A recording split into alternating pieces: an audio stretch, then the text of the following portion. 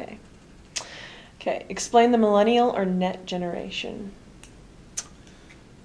To the best of my knowledge, millennials are simply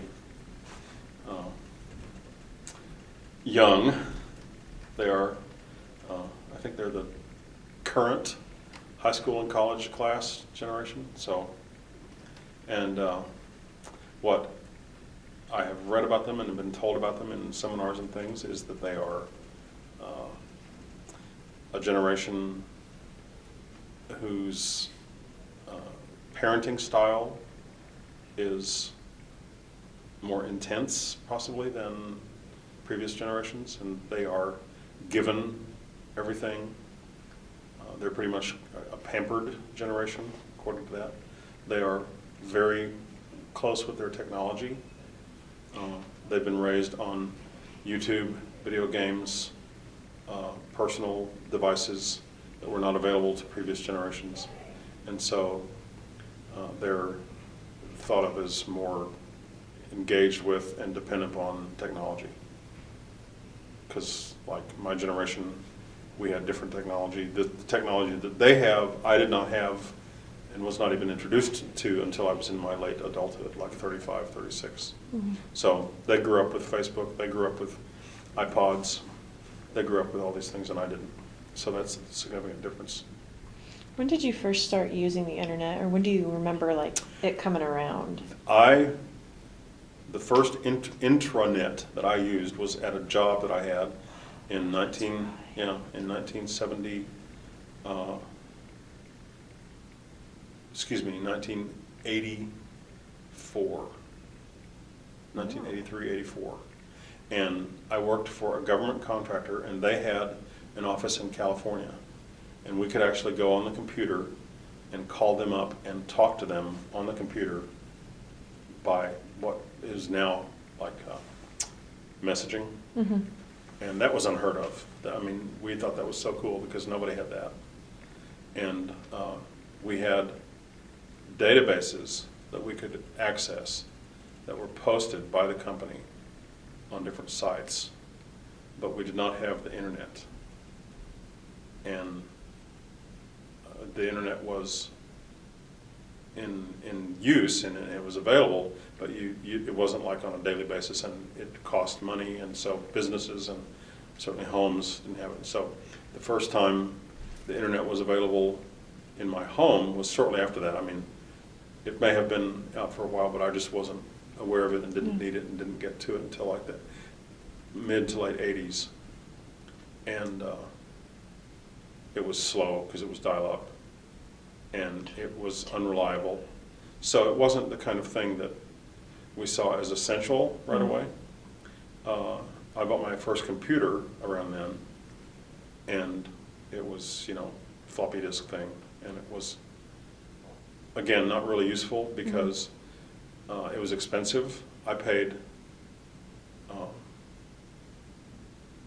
twice what I paid for my most recent iPad for my computer, and I couldn't do anything with it except play games or call up stuff and manipulate files, but I couldn't print them, I couldn't send them anywhere, right? It was just very limited. When did you start using technology in the classroom?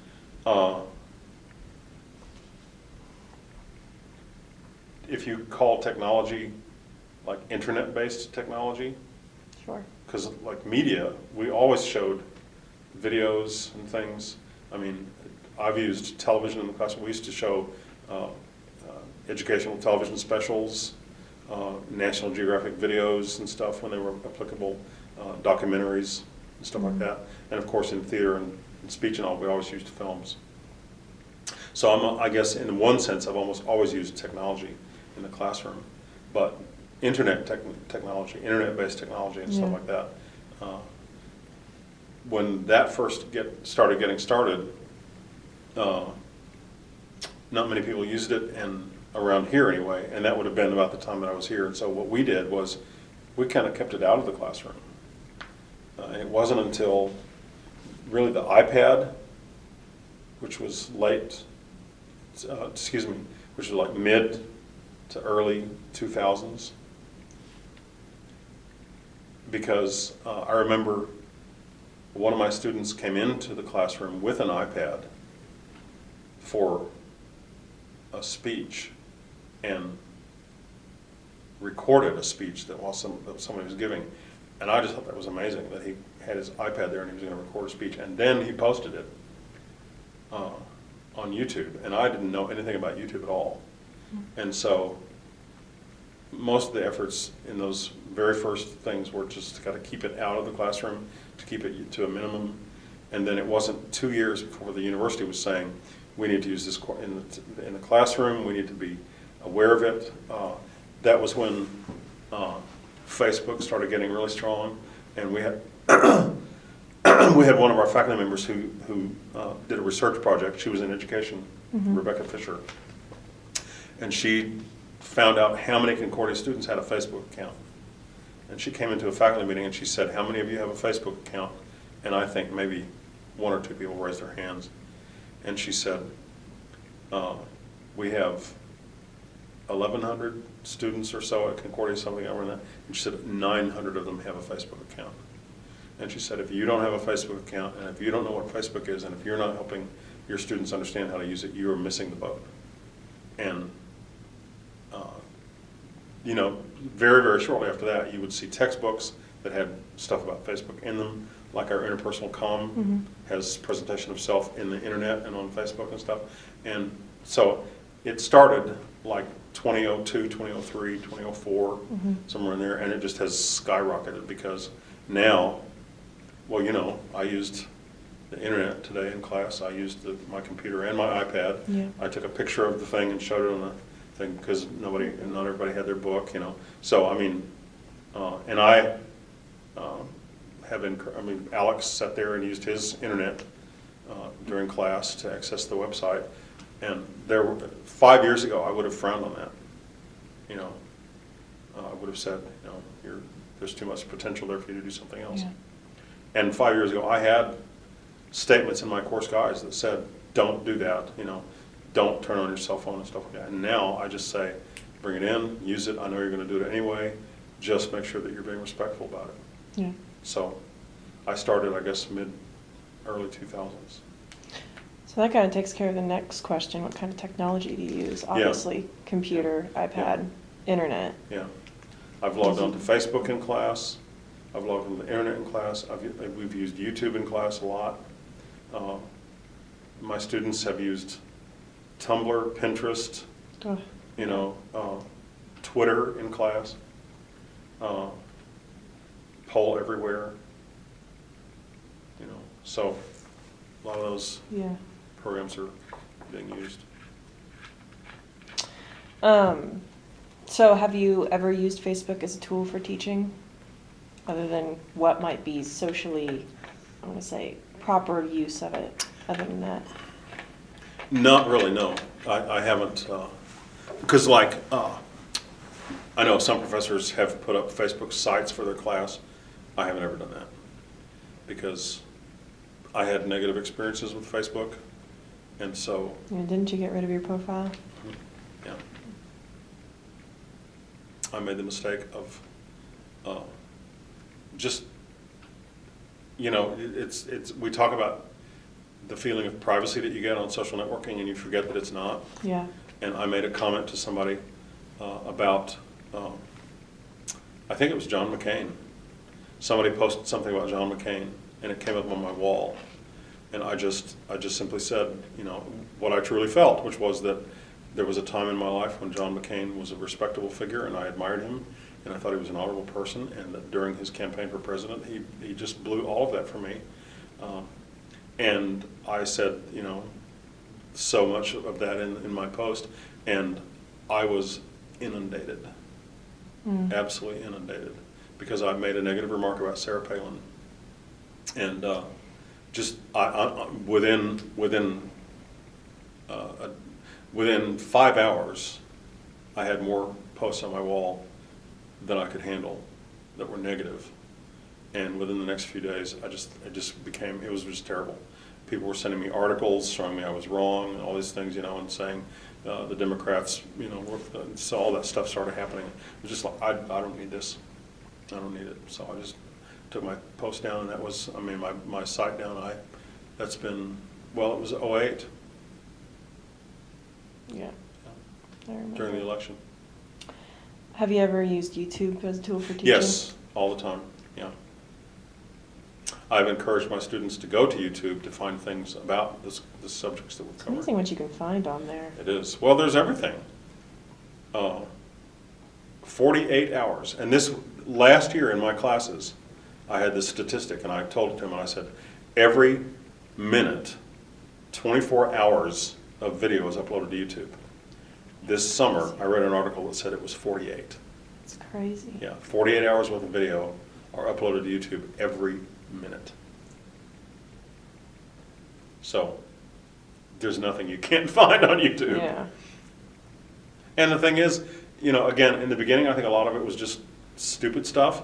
But now, the White House has a channel on YouTube, and they release information there. They actually, when bin Laden was being hunted, they released information about that on YouTube first at one point. It was like, you know, the press release went to YouTube first and then to the press. Yeah. There are so many good interviews with communication scholars on YouTube. It's handy. Yeah, there are so many great TED Talks on YouTube. It's good stuff. Do you think there is a use for social media in the classroom today, whether it be in a high school classroom or a college classroom? Yeah, I do. I think the more that we learn about it, the better it'll be, because I've already had a situation in which I gave a statistic in class, and not a statistic. I gave a fact. Google has had a policy that they require their employees to devote 20% of their work time to non-Google related projects. And I had read that, and I had been talking about it in my BizCom class, and one of my students said, Professor Creed, I think that policy's changed. And I said, really? I didn't know that. And she said, yeah. And she Facebooked a friend who had a relative who worked at Google and asked about that and got the answer and came back. And then How long did it take to get it that took, answer? it was within 10 minutes. And then that took less than 5.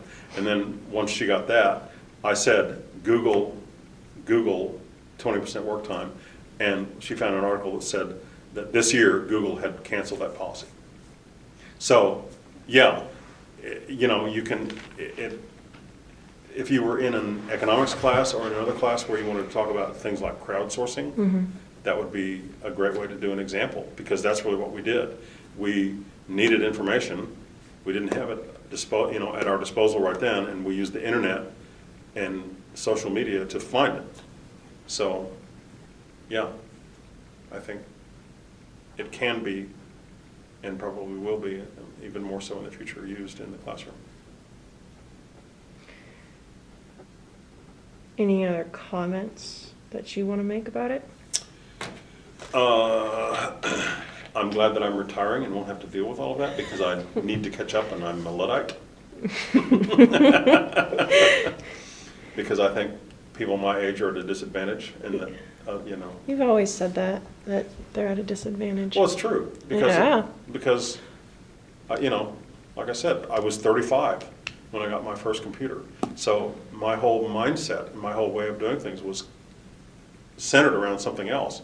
And your generation and the other generations had that when you were born, and you grew up with it. So you developed those attitudes and stuff that we weren't able to develop. The intuition. And some people in my generation have it, because I remember when new things would come out and I would, encounter them. Mm-hmm. Some of my friends would just go with it, and they just figured it out and knew it. Stacy does that. Yeah. When computers became really, really prominent, and I would be sitting at home using the computer and I would have a problem, Stacy would say, "We'll do this." "Well, how did you figure that out?" "Well, it just looks like you should do that." And all those intuitive things that you know about computers and things, they just didn't come easily to me. But other generations, it's a no-brainer, that's what they do. Yeah. And my 2-year-old granddaughter knows gestures on an iPad. And nobody taught them to her. She picked up her mother's iPad and pressed the button that she saw her press and did the gestures and got on the internet without anybody telling her how to do it. It's crazy. Because she had watched her, she knew how her fingers had to move, and she knew how to tap, so she knew how to turn it on. She figured out how to swipe the screen, how to tap the app, and how to get on the internet because she saw her mother do it. And so, again, she already sees that as a useful tool. Yeah. You know, they give it to her to play. They'll turn on a game and give it to her to play. You know, Digital babysitting. yeah, yeah. Right.